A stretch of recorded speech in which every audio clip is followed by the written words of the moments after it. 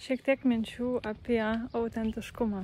Tai pastaruoju metu dažnai savęs klausiu, kaip aš galiu būti labiau autentiškas žmogus ir būti tokia, kokia aš būčiau, jei būčiau viena. Tai nesielgti kažkaip dirbtiniau, nesielgti kažkaip tai gražiau, tiesiog būti tikra tokia, kokia esu, nesistengiant pasirodyti kažkokia šiek tiek geresnė. Tai pastaruoju metu man tas augimas į autentiškumą yra labai svarbus. Ir kažkaip ilgą laiką, manau, galvojau, kad jei jau būsiu autentiška, tai aš privalau būti ir atvira.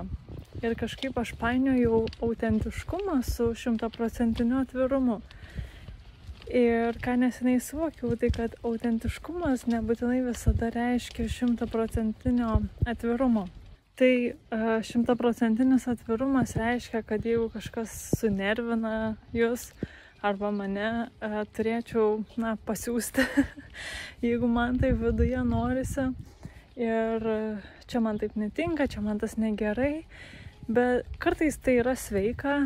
Bet dažnai galim tiesiog įskaudinti tam tikrus žmonės visiškai be reikalo.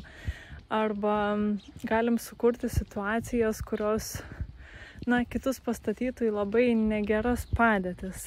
Ir nors tai būtų autentiška, tai gali sukurti ir nemažai destrukcijos aplinkoje. Ir ką aš suvokiau, kad nėra būtina visada būti 100% atvirai tam, kad būti autentiškai. Autentiškumas yra apie išėjimą iš to, kas netitinka jūsų energijos, kas netitinka būsenos, kas širdyje sako ne. Tai pavyzdžiui, jeigu yra jūsų pažeidžiamos ribos ir kažkas, tarkim, ar tai išvaisto jūsų laiką ir ar tai negerbė jūsų, jūs tada turite pilną teisę, kaip ir aš turiu pilną teisę sakyti ne. Užtenka. Ne, aš išeinu, nenoriu. Autentiškumas yra, kai pasirenkame gyventi taip, kaip mums atrodo geriau. Autentiškumas taip pat yra, kai nesistengiate išlaižyti savo namų iki kiekvienos smulkmenos, nors atėjus svečiams, nors paprastai gyvenate visai kitaip. Tai čia toks bandymas pasirodyti.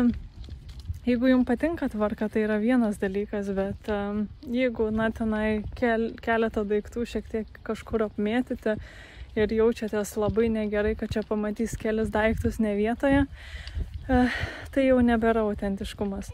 Tai ribų brėžimas, buvimas savimi, išėjimas iš situacijų, kurios yra ne apie jūs, yra autentiškumas. Bet tai nebūtinai yra visada 100% atvirumas ir kitų išdėjimas, kai jaučiatės, kad norite pasiųsti kažką, tai galite tiesiog išeiti iš tos situacijos. Nebūtina ištaškyti visko aplink save tam, kad būti autentiškiams. Nežinau, galbūt kai kam tai yra akivaizdu, bet man neseniai atėjo toks suvokimas, nes aš vis atrodo save tarsi pušindavau kažkaip tai, kad, man reikia išsakyti savo pyktį, man reikia išsakyti savo nepasitenkinimą, jeigu kažkoks tai yra. Tarsi aš privalau visą laiką sakyti viską, ką galvoju. Ir aišku, man sekėsi labai sunkiai. Ir paskui pagalvojau, kad atvirumas yra gerai, dažniausiai gerai, bet atvirumas nėra lygus autentiškumui. Tai tiesiog, galbūt kažkam surezonuos, galbūt kažkam sukels kažkokių pamąstymų. Ir tiek.